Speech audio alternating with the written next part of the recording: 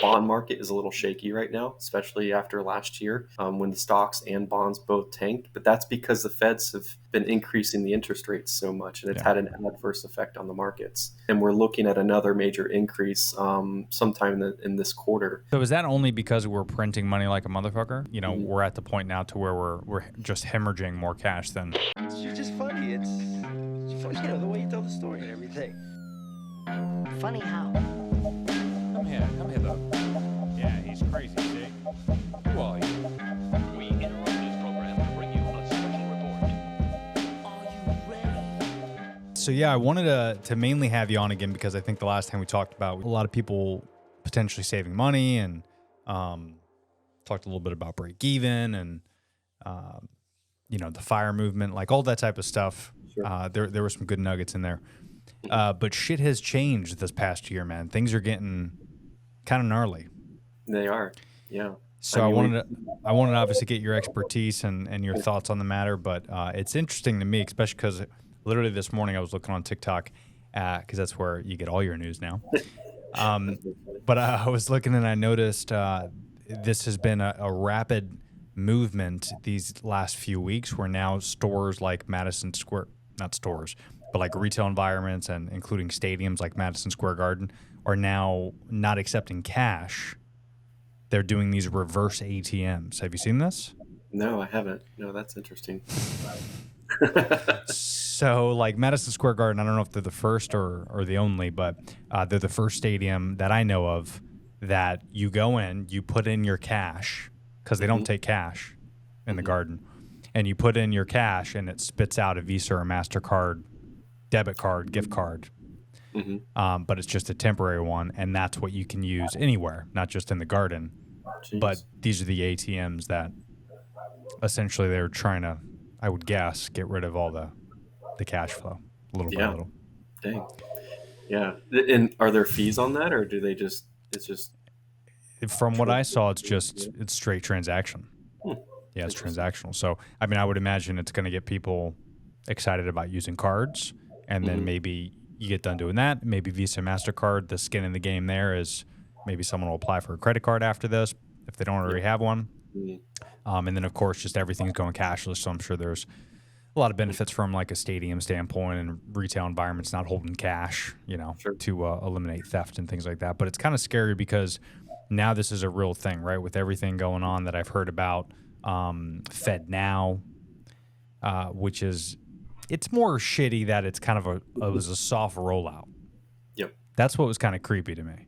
If it's almost like everything that's happening with the UFOs, kind of the same thing, where it's slowly kind of creeping in and the government's slowly releasing information. I don't like it when they slowly do things.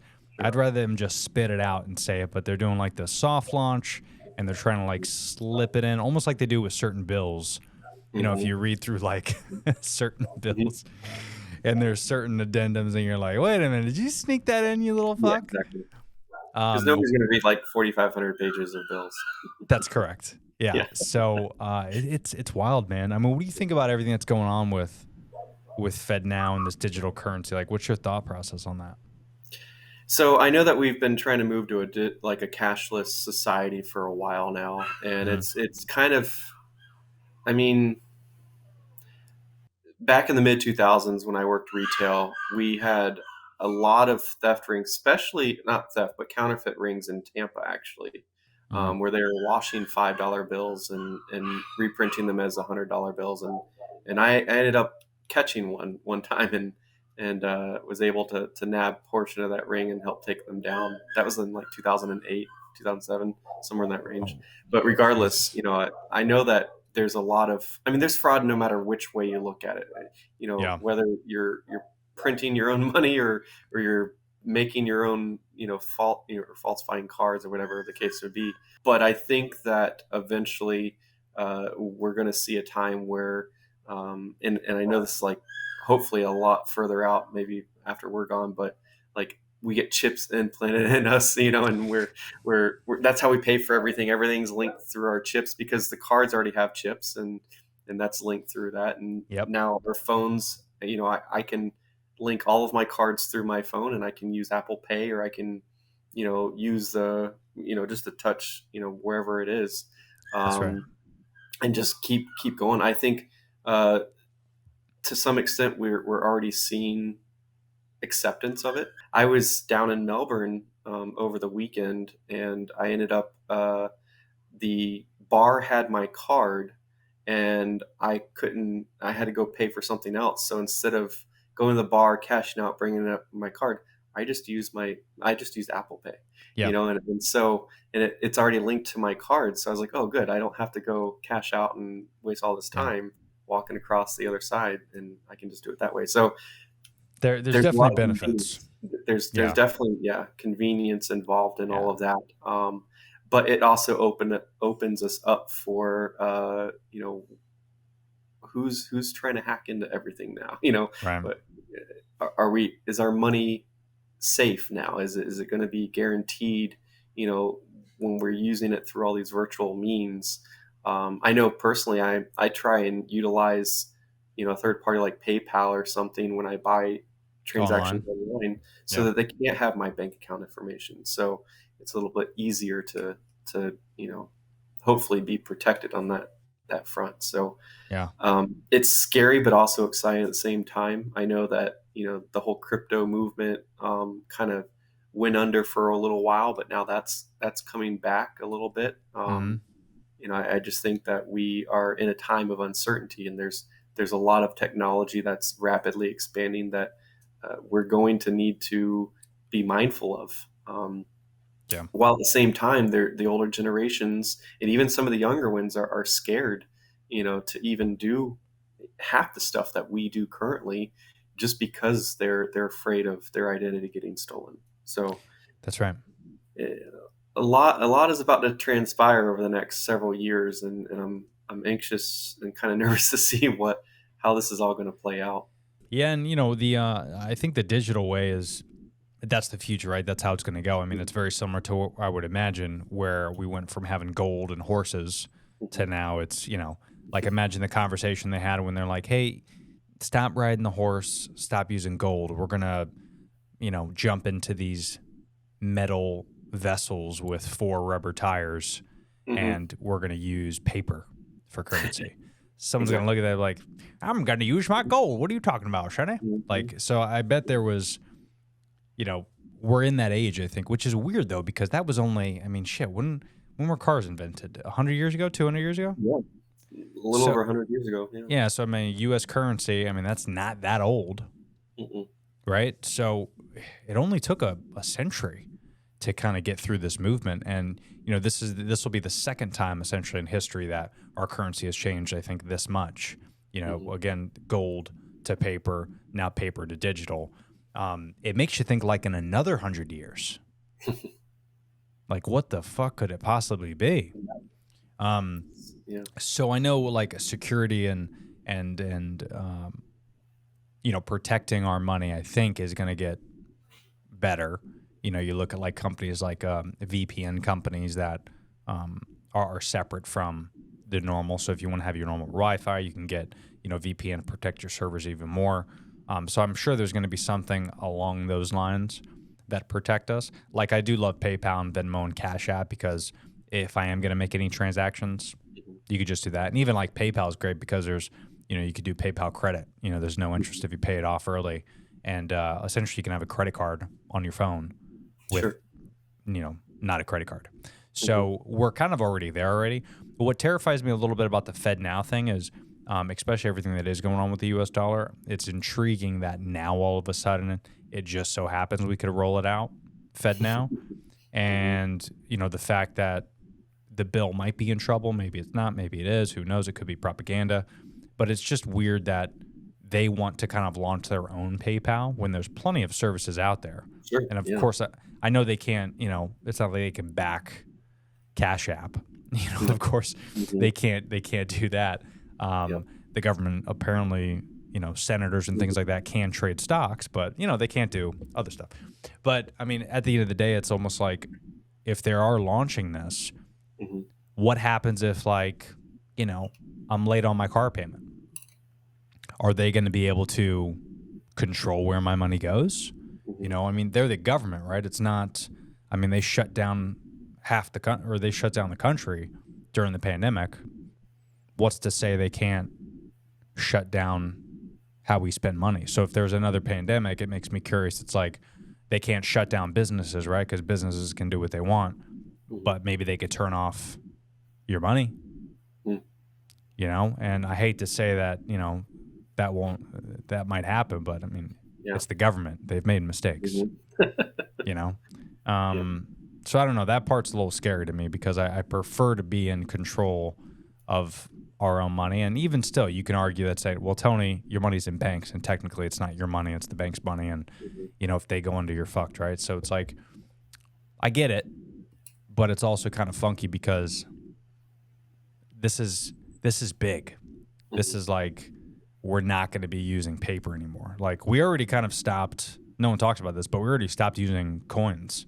You know, there's a lot of companies that won't even take pennies now, or nickels, you know? And I think, what was it that they stopped making? Was it nickels they stopped making? Did they? I don't. Yeah, I thought it was something. Maybe they didn't. I thought they stopped.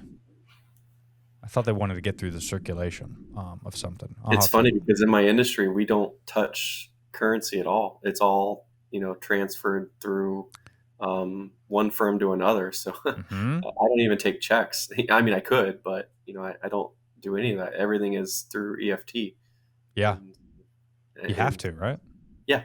It's in fact, when I first got in the industry back in 2017, I was explicitly told if somebody came in with cash, we weren't allowed to take it, you know, to make a deposit into their account.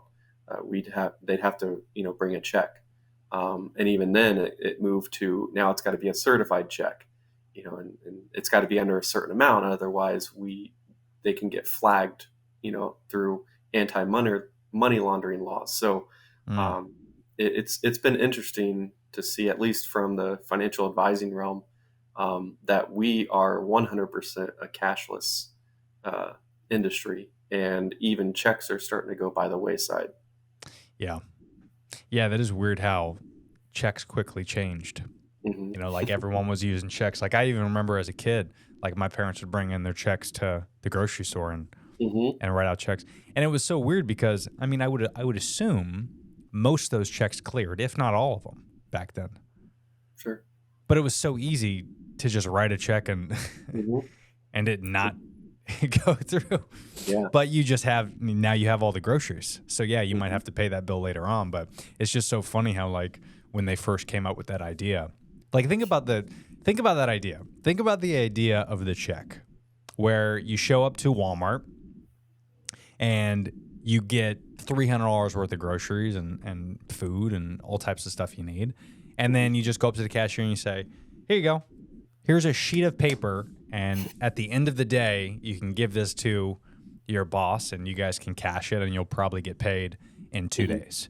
Yep. But if I have no money in the account, you won't know for 48 hours. Exactly. But I now have all your goods. Like, that concept is fucking bonkers. Like, who pitched that idea? Exactly. Who thought that was a better idea than cash? You know? But of course, the bank's now taking all the accountability, and they'll of course charge the person that owns the bank. But yeah, it's weird, man. This type of currency. I worked in retail when checks were still very much a thing, you know, and so I have extensive knowledge on the procedure in order to take a check, and if the machines were down, how do we run the manual, you know, check machine? How do we run cards manually? Everything. It's weird to think about that. Like, our generation is probably the last generation that saw checks being used, you know, on a consistent basis, and now it's far and few between. That's right. You know, I have to go get money orders because I don't use checks. You know, if somebody specifically needs a check, you know, for a donation purpose, and they don't take cash, or they don't have any sort of, you know, Cash App or Venmo or whatever, I go to Publix and spend 99 cents to get a money order. Yeah. It's That's weird. Right. It's so weird. It's even more weird when I get a check. Like, even my dad wrote me a check because we have a baby shower coming up. So he wrote me a check, and he was even messing around because he's like, I haven't written a check in fucking 20 years. Yeah. And he messed up a couple times. And then he gave it to me, and I'm used to depositing checks myself for the business we have and things like that. So, but I never go to the bank though. I do everything mobile deposit. Yep. And that's even more. It's even more crazy where it's like, you take a picture of that check and you're uploading it to this app, and you're like, what an amazing technology that we can just do that. It gets deposited. It's fascinating. So I think there's a lot of pros, less cons for sure, but it's I don't know. It's just interesting to see what's the end game here? Like why are they getting into this, and why are we making a full switch? Because that is kind of scary with everything that's going on in China, right? That's a good example of someone who's tried to monopolize that industry and use not just social currency, but their actual currency is mostly digital. And they've, on numerous occasions, shut down certain services and stopped funding things. So, but of course they're China, right? They're not a free country. So, maybe we'll be different. One would hope. Kind of reminds me of that show Black Mirror. I was just couple of those gonna say that. episodes. Yeah. It's coming to that. The instant gratification through social media. the social currency aspect for Yes. sure. Yep. Yeah, I think it was the girl from Jurassic Park, if I remember, or Jurassic World rather, where she was the star of that Black Mirror episode, right? And she was walking, she was walking through the street. She'd give someone a smile, they'd give her a thumbs up, and she'd have a certain score. That's the episode I was thinking of. Yep. Yeah, it's a great episode. Side note: another Black Mirror season is coming out soon. I just saw a trailer on Netflix. Nice. Yeah, that's a great show. I love it because you don't have to watch those in order. Yeah. You can do it wherever you want. And it's even a great show because you can watch it and you're like, oh, so this is the future, because that's what's gonna happen. Yep. That's what's gonna happen in 10 years.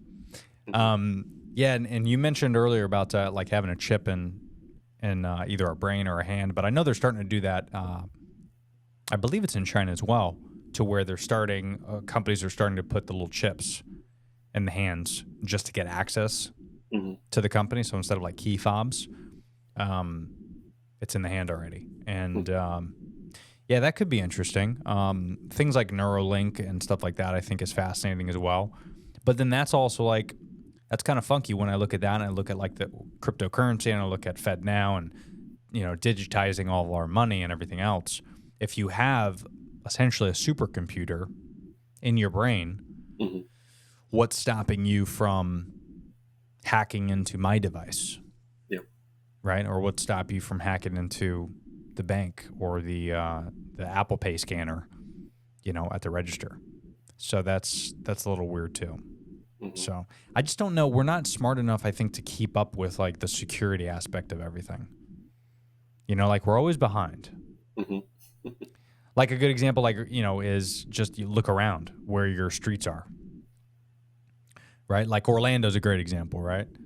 Because Orlando's airport is one of the worst airports in the country. Oh yeah, by far. But it has the most tourists year long and is one of the most busiest cities in the world. But they knew that, like when Disney opened, whatever it was, 75 years ago or 50 years ago, whatever it was. But when they first opened, like, didn't you know this was going to be like a thing? Like people were going to come and visit, and you're also making movies and you have a theme park. Like you're going to be popular. So then they should have started, planning the infrastructure. But we always do things late. We build highways after, we're overpopulated in those areas. And the next thing you know, you're overpopulated in those areas. You're building a highway. Now there's more traffic because you have the construction going on. And by the time you get done with the goddamn thing, there's 5 million more people. So then you have to do it again. Like we're always late to things. So it's just I.e. I-4. I-4, the best example in the world about poor infrastructure, because they're still building it and it's still a shit show. They when I was down there, it looks like the majority of the construction for that high-speed rail is done. They just don't have stops yet. Fucking idiots. Yeah. Although the you talking about the skyline I from guess. Orlando to Miami. Yeah, Yeah. but it's going through, I guess, Brevard County, but Yeah. Brevard doesn't have a stop yet or so I was like, "Why wouldn't you?" Because that would be the easiest to go from Disney to the port, so that they can get on their Disney cruise lines and then go Yeah. from there, but I guess Why there's a why would big you think slew of that? That's Yeah, crazy. That's yeah, rational thinking, Justin. What are you thinking? yeah, I know. Yeah. I knew something like that. Yeah. Knock it off, buddy. And just to give people context, if they didn't, I'll leave everything in the description below. But so currently, what's your level of expertise? What are you working on? What's busy? What's happening in the workforce with you? So I've the majority of my clients are all people who reside or are participants of the Florida retirement system. Mm-hmm. Being in Tallahassee, I am in state worker paradise, the mecca of all state workers, That's right. and so obviously 90% of my clientele comes from that. Uh, we utilize pretty robust marketing system. I've been navigating their benefits for over 4 years now, so it's really like for me just trying to get in front of as many of these people as possible because there's so many changes coming to the FRS, their retirement system. Mm-hmm. In fact, there's a bill that was passed in the House and the Senate, and we're just waiting on the signature from the governor, or they may just go ahead and enact it as law. But all changes occur on July 1st, so we're knocking on that door right now, and And what is that for? it's for changes to the retirement system for the Like state Social of Security? Florida. So no, people who work as state or universities, Gotcha. teachers, anybody who is part of the Florida retirement system, there's major changes that have been proposed, and it was voted unanimously by the state or by the Senate and the House to increase the investment plan by 2%. It's at 6.3 that the state provides now. Wow. So now they're going to bump it to 8.3, and then the on the pension side, the people that elect pension, they have something called the Deferred Retirement Optional Program, and so or drop. So when they go on a drop, they currently can only be in it for 5 years, and it's basically you're on a retirement contract, but you still work. But you can call it quits after day one of being in drop if you want. Well, the proposal is that they'll end up extending it to 8 years if somebody wants to stay in it for 8 years. And Oh, at the end wow. of drop, they basically instead of the money that's going into their pension, it gets diverted into a sub account, which just gives them a one lump sum check at the end of that drop period. At the end of the Um, 8 years. yeah. And there's a proposal to increase the salaries by 5% as well. So, Mm. uh, state workers have not seen any sort of substantial raise other than cost of living increases, and even those are far and few between Yeah. for a while. So, my job has been recently is with all these campaigns and getting in front of dozens of people each week is making sure that they are set up from not only how their investments are structured, but where their money is being allocated to be, the most tax efficient way. Because next year is a big presidential election year, as we all know. So Mm. taxes are going to be the number one topic for discussion. And Yeah. the way that the tax rates are now, they're historically low. They're poised to go up at least by 2026. Wow. And who knows what the next administration is going to impose as far as tax structure. But we all know that that's always something that everybody wants. Yeah. Where are we going to lower taxes? Well, you can't, they're already low. Like, Yeah. we're going to have to figure something else out, especially with everything that transpired the past 3.5 years with COVID. So Yeah.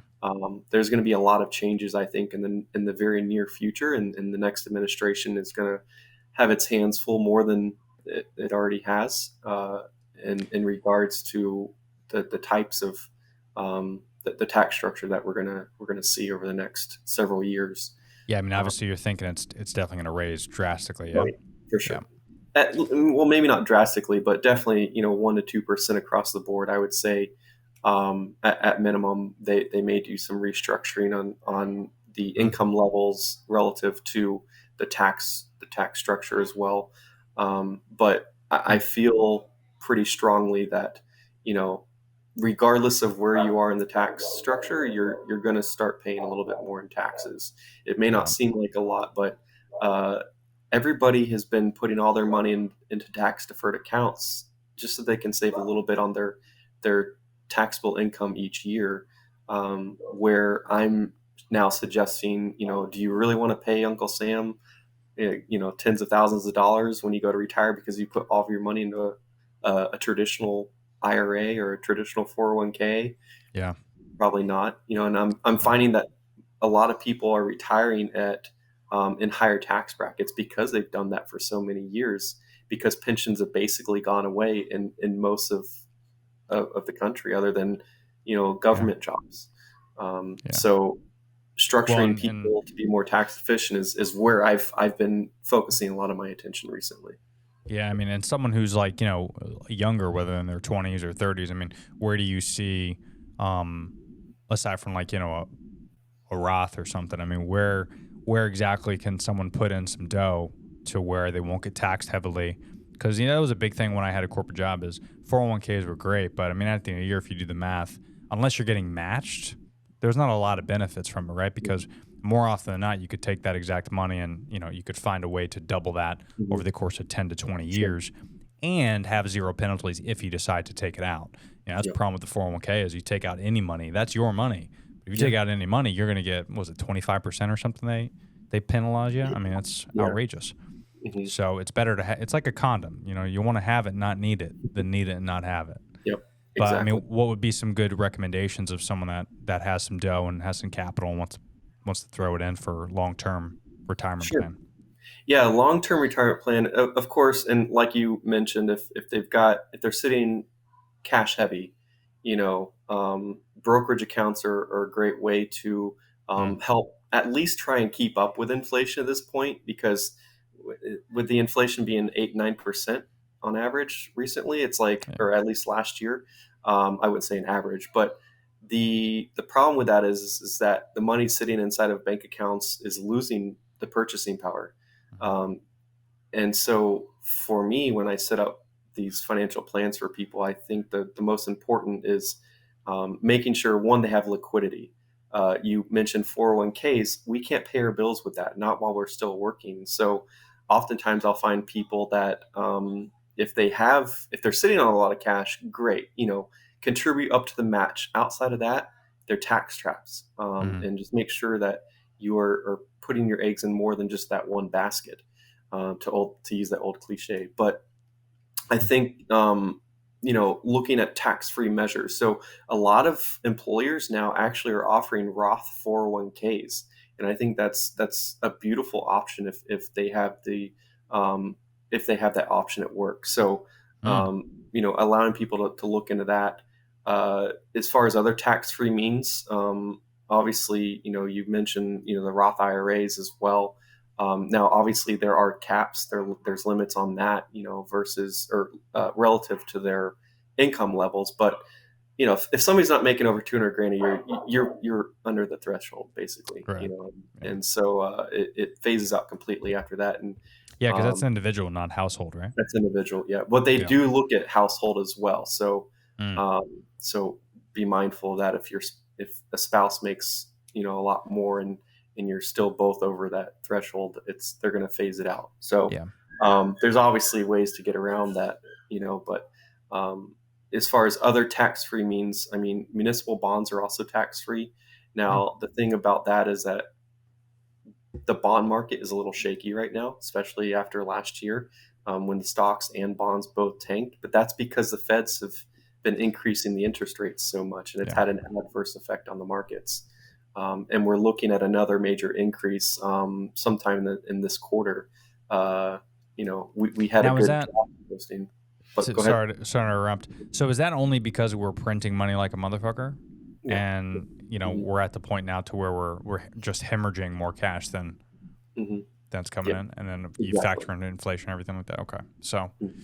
yeah, that's Yeah. interesting because I did think, I mean, I've had my money in stocks for quite some time, but it's crazy the fact that you know it's going to go up, right? You know it's whether it's crypto or anything else that you're involved in, things are always going to get better no matter what. Real estate market, and it's always going to get better. You gotta have patience, and you gotta have that liquidity to feel And that's cozy what I with it. tell people all the time. I was like, investing is inherently a long game. Yeah. If somebody comes to me and like, here's X amount of money, can you double it overnight? No, that's not what I do. Like, unless you'd be better off just going to the casino and gambling that money away. Yeah.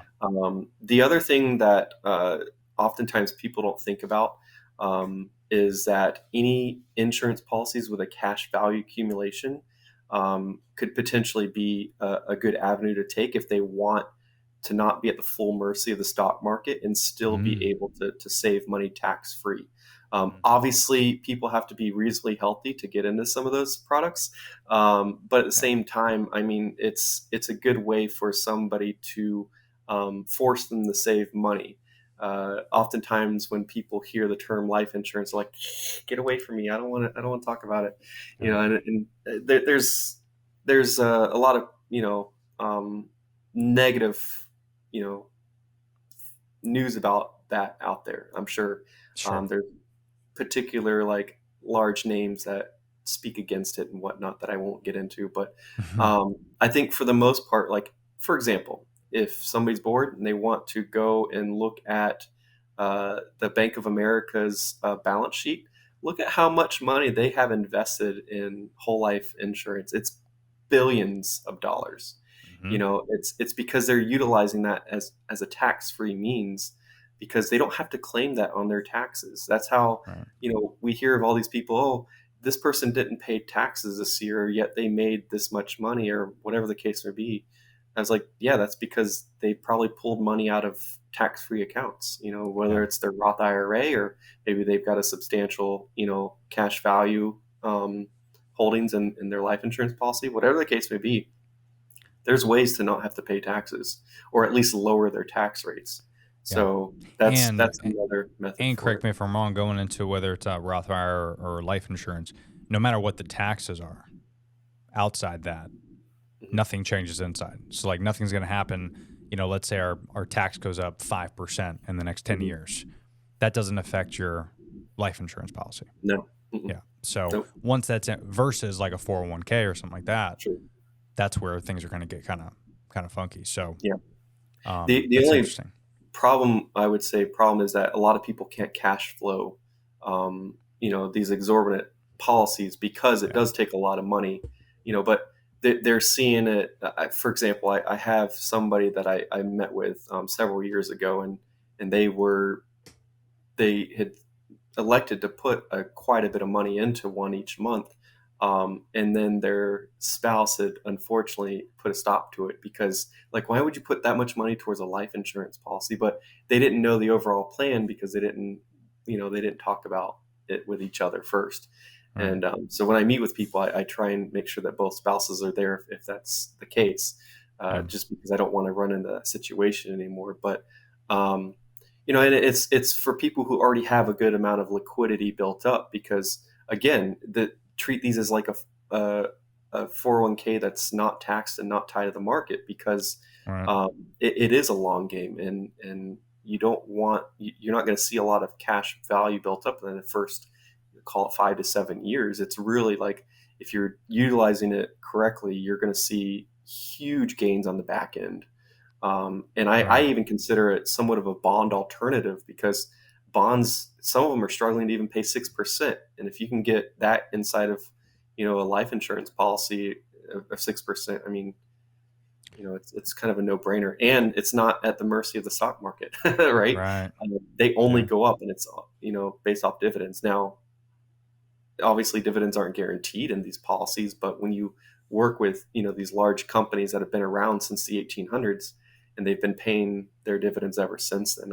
I don't foresee that ever going away just because they're so financially strong that you're not going to see it. Like conversely, these banks, some of these banks that have been collapsing recently Yeah. are being absorbed by other banks because they've been doing some, I don't know, some shady stuff, I guess, because they're losing Yeah. clients and they're losing the amount of money, and a lot of their money isn't even FDIC insured. They're putting them into accounts that aren't insured. So Well, yeah, and that's a especially whole other with topic. Yeah. with everything that happened with the pandemic. I mean, a lot of people, I would imagine anyway.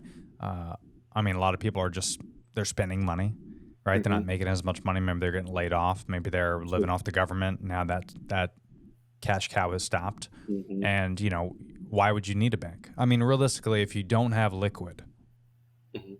right? Like we're always told to have a bank account, but that's for people that put 10% of their paycheck and the rest of it goes like as we were kids, that's what we were supposed to do. No one does that anymore.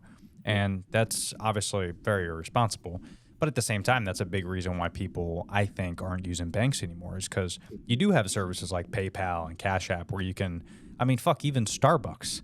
That's a bank, bro. I don't care what Yeah. you say. Starbucks is a fucking bank Yeah, because I have quite a bit in that one.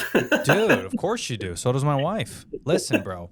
Like, I don't know what the number was. You might know. Hold on. Because if you don't know, I'm going to say this because I'm going to clip this shit because this is fascinating. Bro, are you ready for this number? How much money, this just came out a few months ago. How much money does Starbucks rack in just from their reward system? Meaning, if you don't have the Starbucks app, just like a lot of companies do, this isn't new, but Starbucks is great at it because they hook you in. Like Dunkin' Donuts also does this as well, but Starbucks, it's all the bougie white chicks that put in hundreds of dollars in their reward system. So if you have the rewards app and you could rack up rewards from your phone and you put in money, almost like you would just refilling a gift card. Worldwide, Starbucks is sitting liquid in the rewards app $2.1 billion. That's insane.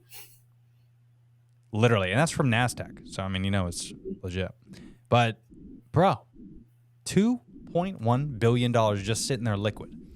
So, I mean, not only are they not going to go out of business, but it's going to continue to grow naturally. Sure. But what's even more fascinating is when people, because my wife does this, when you go to Starbucks and you got $20 in that thing and you end up getting 3 drinks, it says, ooh, please refill your app.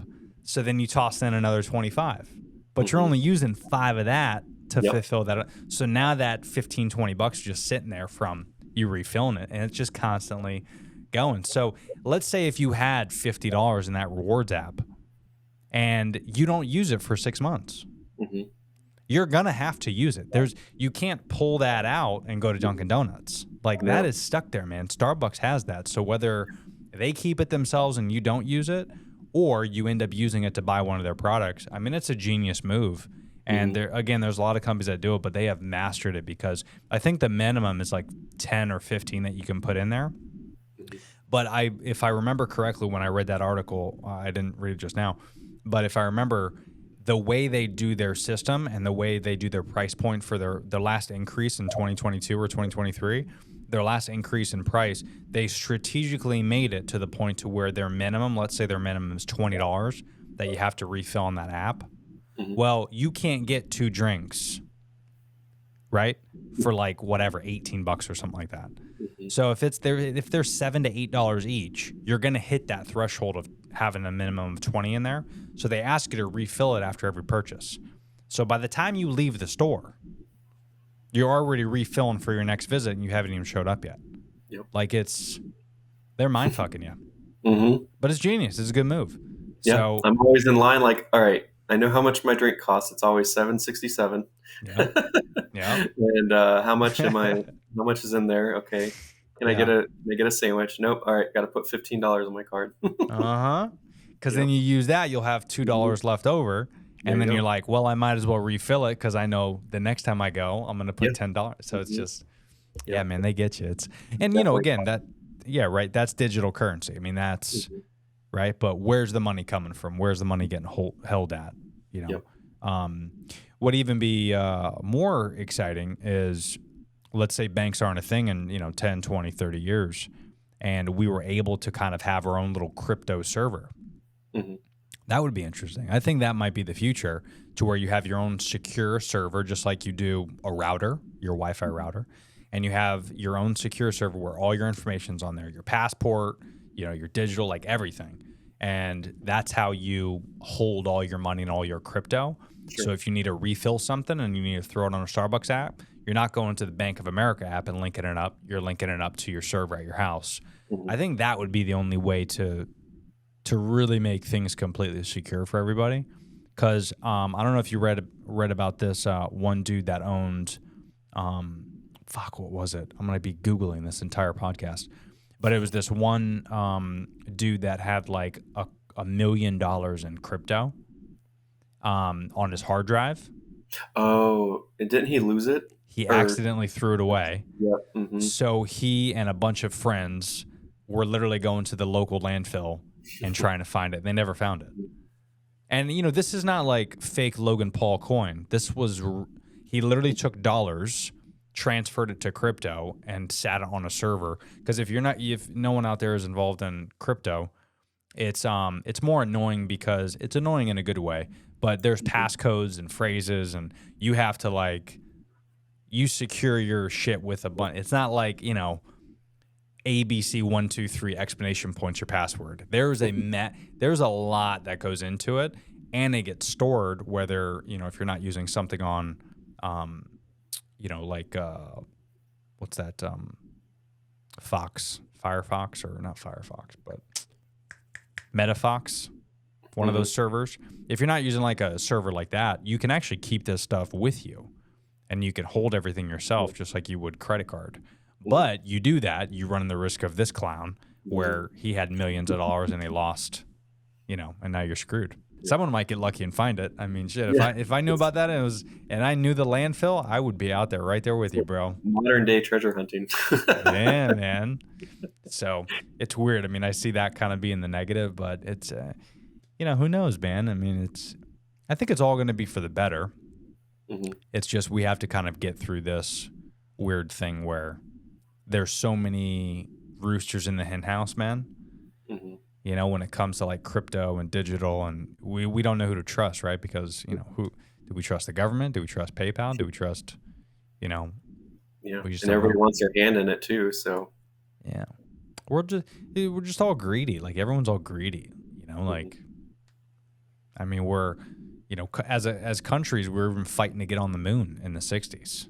Like literally racing to get to the moon. We'd kill a bunch of humans just so we can all get to the moon first. Yeah. Like that. So we're in this race now to where, we're doing it. And I even heard a podcast about they're establishing or creating rather supercomputers, like computers that are made from atoms. So it's this one computer that's a supercomputer, and IBM and Microsoft and all these companies are fighting for it. But now these computers are so smart and so intelligent, like we can't even fathom what they can do. And, the servers can literally like detect coding and everything that we do. So like the CIA is actually worried about these companies figuring out this supercomputer. Mm-hmm. It's crazy.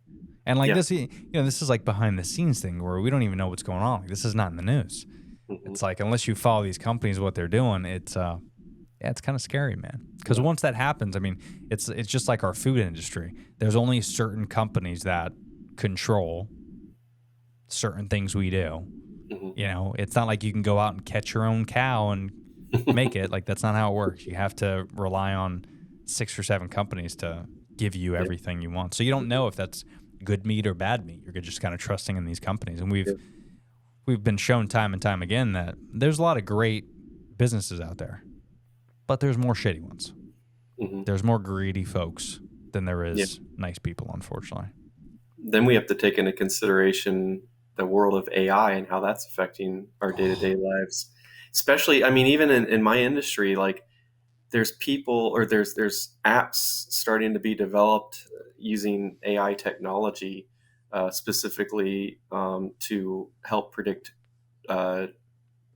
trades and patterns in the trading. Through Like the stock market. options and stuff. Yeah, and Jesus. I'm I'm not concerned for my job because everybody likes to talk to actual people face to face. That's right. That's not the concern. The concern is what if people manipulate these systems to do the wrong thing? And we see it already because the majority of the trades that are done are all done with supercomputers anyway. Right. So when they pick up on a trend, these supercomputers will act on that trend because it's not retail investors like you and I. We don't move markets. Warren Buffett could move a market, sure, but we're not him. You're right. or anybody else who has billions of dollars inside of the stock market. But when you have all these supercomputers that execute trades automatically for people and all these rebalancing like apps that rebalance your portfolio, it's going to get to a point, I feel, where somebody's going to create something, and they probably already have it because I'm not in tune with all the technology, but where they can manipulate markets pretty easily. And AI could exacerbate, the entire industry just by, doing something that we foresee wouldn't be the right thing to do. Yeah. So And I'm already moving, heavily regulated, Yeah. in my industry. AI, I feel like, is going to go out on its own and do its own thing eventually, and they're going to execute all these trades that could potentially lose people. They could lose their retirements easily. Oh, the for stock sure. markets will just drop. And- or maybe it'll turn a select few people into like multimillionaires overnight because they've identified what the next trend is before it actually happened. Yeah, and then those next millionaires aren't going to be sharing the knowledge, of course. Yeah. And that's another great example where our laws don't catch up with technology. And we can't. It's moving too quick. I mean, even just I'm fascinated, and I use AI almost every day, and it is amazing. I do it for creating, I do it for script writing, I do it for my content business, for social media. I mean, it's fucking awesome for podcast episodes, even ChatGPT. It's so crazy. Because it's only 5 years old. It's really cranked up this past year, but just in a year, because I've been using it for a while, it's amazing. It's absolutely amazing. Like even contracts, like I get sent contracts from brands all the time, and they want me to fill it out and look into it. You can literally, if people don't know this, you can go to ChatGPT, right? It's open.chatgpt AI, and you can go to this website. You can start a new conversation, and you could take that contract if you're given a contract. You can copy and paste it and say, "Can you please translate this as if I'm 5 years old?" No joke. I've done this before. And it takes a 10-page contract and it condenses it down to 8 bullet points that are important. And it's amazing that even just something like that can be done in seconds, not only I don't think it's going to make us smarter, but it's definitely going to give us more time to do other things because you're saving time doing all this other stuff. Sure. It might make us a little bit more lazy. It might make us more reliant on technology. So God forbid if something does go down and the power grid shuts down, like we're screwed. Because a lot of us won't know how to read a book in like 25 years. And for people that are following this geekiness, because it was bothering me, when I was mentioning supercomputers, I was talking about quantum computing. And for people that don't know, quantum computers are believed to be able to solve many problems quickly that no classic computer could solve in a very feasible amount of time. A feat known as quantum supremacy, which is the study of complexity of problems with respect to quantum computers, is known as quantum complexity theory. So this is like something that's relatively new that a lot of big companies are looking into, to where these computers will literally just trump any other type of computer we have. And they're going to solve a lot of problems. And it's scary. It's scary that within the decade, this will happen, because these type of quantum computers, because they work so efficiently and they're going to be the most effective computer we've had. If you implement an AI into this type of computer, those motherfuckers are going to be able to predict the future, bro, with those computers. So it's scary, man. It is exciting, but it's also kind of scary because we're moving so quick, and I think we're just not going to be able to, have laws that go Sure. around this. Mhm. You know, like, I mean, right now we barely have laws as it is.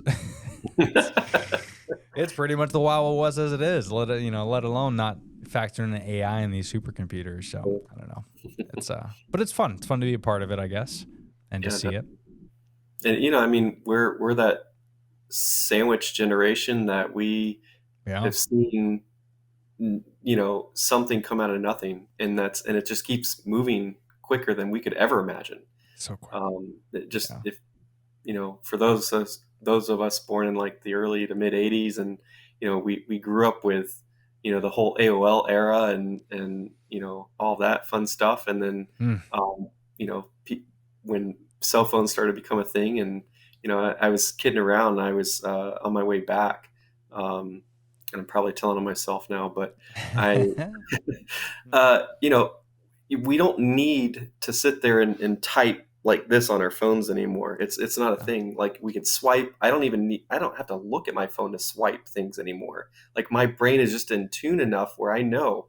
So I can, as I'm driving, I Yeah. can look over at something or let it read it to me, and I can look over, find where my starting point is, and just swipe my finger where it needs to go and Let's send off go. the reply. Or I can do it verbally, regardless. And so Yeah. I got caught.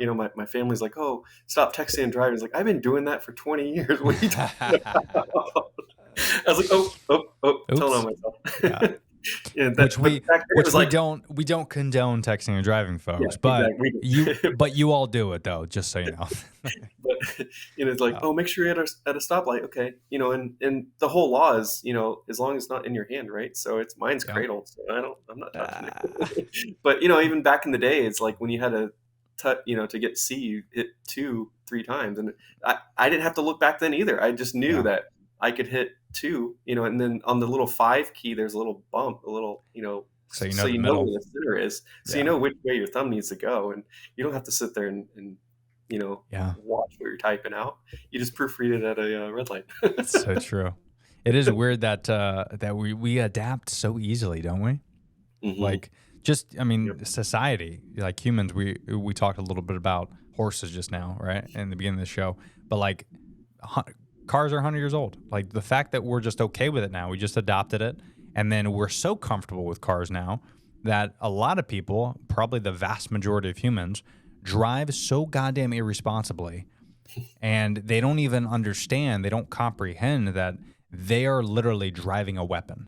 They are driving a weapon that kills more people than guns do. And that's terrifying. But we're so comfortable with it. You see a clown in a Honda Civic, because he's always in a Honda Civic, and you see him Yeah. fucking going in and out of turns with no blinker, no regard for other human beings, as if this is like a thing that we've been doing for 1,000 years. It's 100 years.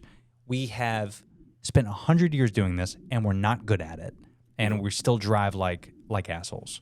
It's crazy, and we adapt to everything so quickly. Like you said, with the texting and all that, like we adapt so easily to that, where it's part of our normal life, Yeah. to where we can just text without looking and swipe without looking, and yeah, it's weird, man.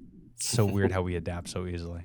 Yep. For better or worse, it's just Even when I made the change from Android to Apple January of last year, I mimicked the look of my Android for my iPhone, and I'm just like, I didn't have to change much. yeah. I get blue text bubbles. That's about it. Yeah. Well, I'm glad you finally smartened up and went to the blue bubble. Good for you, buddy. Yeah.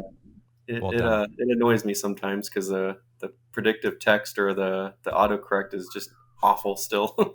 Yeah.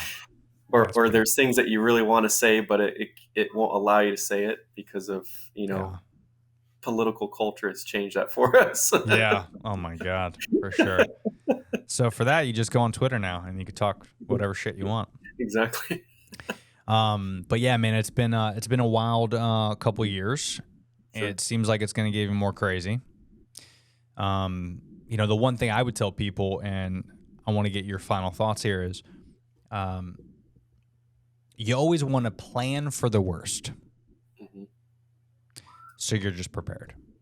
Yeah. And that's one thing I've been doing for quite some time. And when I got laid off, and when I had a lot of negatives that went down just these last couple years, and I was fortunate enough to have savings and have liquid because I was in the market early, and I got in the real estate industry, in my 20s, and not saying that you can't do that now because it is pricey, it is more difficult, but it's possible.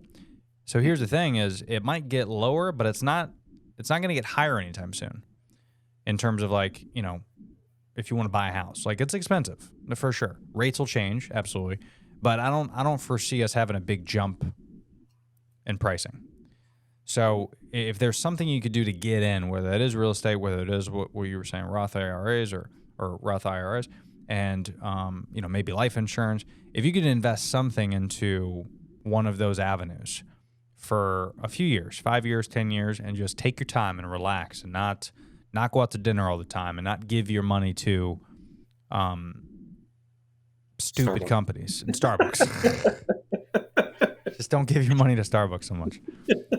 But if you could just do something to just kind of prepare for the worst, because you don't know what's going to happen, and it's better to just plan for the worst, plan as if in 5 years, U.S. currency is not going to be a thing. The air is going to be completely polluted. Starbucks is going to be bankrupt. You need a plan for all that stuff and save money and do what you can and buckle up, because we're as much money as we've been printing and giving out and not investing into our own country. It's scary. Mm-hmm. It's you don't hear a lot about it because mass media doesn't want to talk about it, but it's yeah, man, it's scary. I was talking about this with my buddy. He's from Italy, and he's been here for a couple years in America, and we were talking about how the U.S. is always going to be the superpower. And I go, how could you say that? Because he's from Rome. And I'm like, how could you say that being a Roman? Because you were the superpower. And every country at one point was or could be the superpower. Sure. or maybe we were scared of it. Russia we used to be scared of, and now for whatever reason we pretend like we're better than them or we're walking all over them. But it's interesting how every single country will rise and fall. Maybe not in our lifetime, but you can't be number one forever. So you have to be prepared to step down from your pedestal and prepare for the worst. And we just get a little spoiled here in America, I think. And I was talking a lot about that with him last week, to where it's we get spoiled. It's fun to go out to the bars and to drink and to party, but then when you really look around and you see what's going on with, the other continents, you start waking up a little bit. And unfortunately, we don't get taught a lot of stuff here in America, what's going on outside. In Russia, they don't show you Rocky IV. You know what I mean? There's certain countries hold certain information from you, and that's to protect the citizens, but it's also to kind of feed their own ego. In China, they're not saying America is the number one superpower.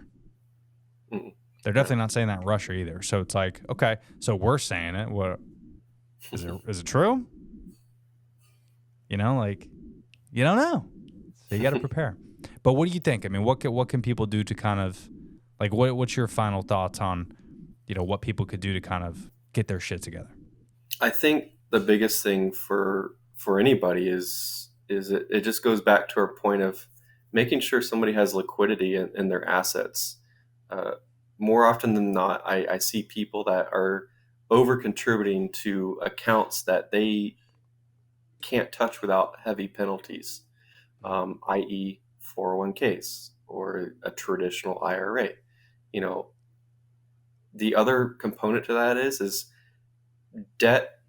People feel like debt is such a burden to them. So especially credit cards, right? Mm-hmm. So I just met with somebody recently that is contributing $1,500 a month to their credit card debt when they only have $9,000 in credit card debt.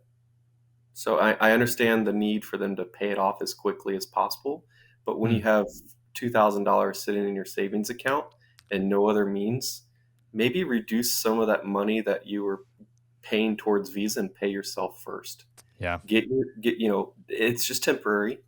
That's why they impose minimum, payments, which Mm-hmm. I wouldn't recommend because you're paying the extra amount in the interest and whatnot. But, if you're in a situation like that, it might be useful to consider just reducing those contributions to the credit card companies Mm. just to build up your savings real quick. And then after that, then you can go back to paying it down again.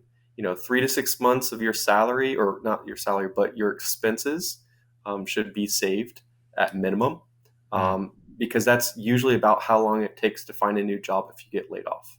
And most people can't even pay to go get their car repaired anymore.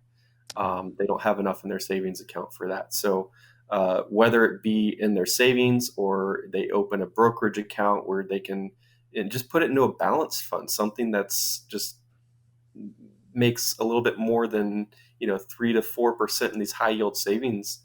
Maybe try and get a 5 to 6%. Just you're not going to be super risky. You're not going to be at Yeah. the full mercy of the market. Just something to keep building more liquidity. I think that's where we fall as a society, at least in the U.S., Yeah. is that we don't save enough money.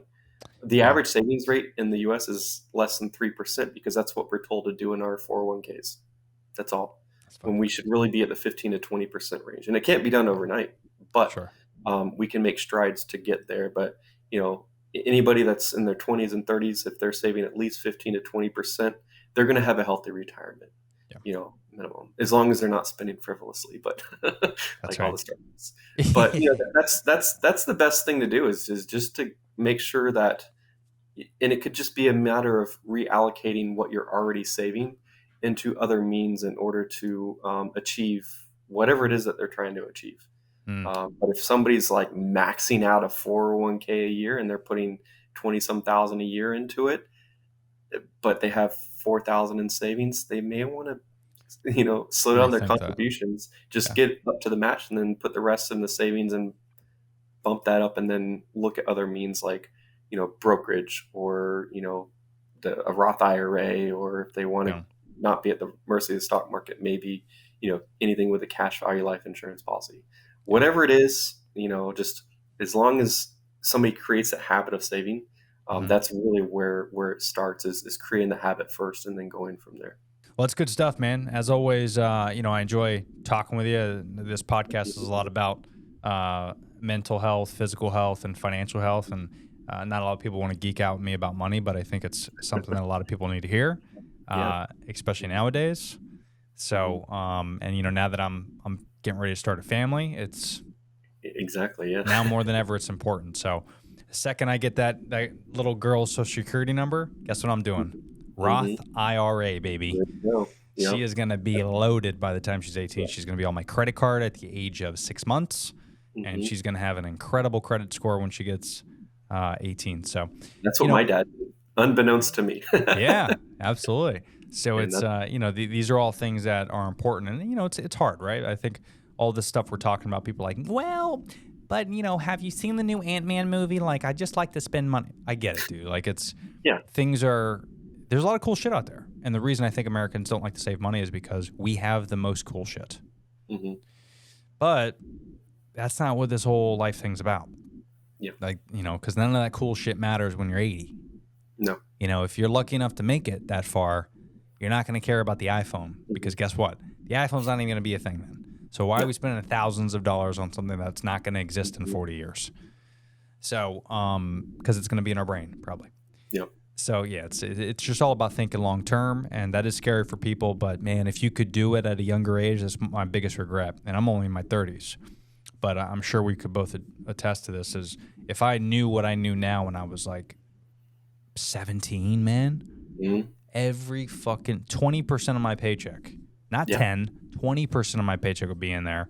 I would be drinking less. I'd be partying less if I knew what I knew now. So if you're out there and you're listening, you're in your 20s, man, wake up, dude. Yeah. You could still have fun and party, but just do a little bit less. Instead of buying 10 beers, buy 5. Take that other 5 beers you were going to buy, throw that in a Roth. Yep. And in 20 years, your family's going to thank you, because it's going to be great. So, For sure. but Justin, always good chatting with you, man. Give people your socials so that way if people want to follow you or email, I don't know if you want to leave your email, you don't have to, but any way they can contact you. Yep, definitely. Yeah, Instagram is probably one of the easier ones. It's like my first and last name combined. JUSTERMAN 1 is my handle there. So Justerman 1. I don't use social as much as I used to. Definitely LinkedIn, Justin Westerman, or on Facebook as well. So just look for all the bacon blessed hashtags, and you'll find me there. I love it. And of course, I'll leave everything in the description, in the episode notes for people just listening to this. Just open up the episode and you can find his info there. But Justin, thanks again, man. Keep doing what you're doing. Stay safe and have a happy year, brother. All right. Thanks. You as well. All right, man. Talk soon. Oh, hey there. First of all, thanks for making it to the end of this video. Not a lot of people do, according to the YouTube analytics, but I do want to say thanks for listening to this. There's some more episodes if you want to check those out, and they're all just as good. But if you haven't already, make sure you subscribe to the channel. Check out those timestamps below to reference some of the topics I talked about, as well as some discount links to some of our sponsors and affiliates. But thanks for listening to this episode, and we'll see you next time.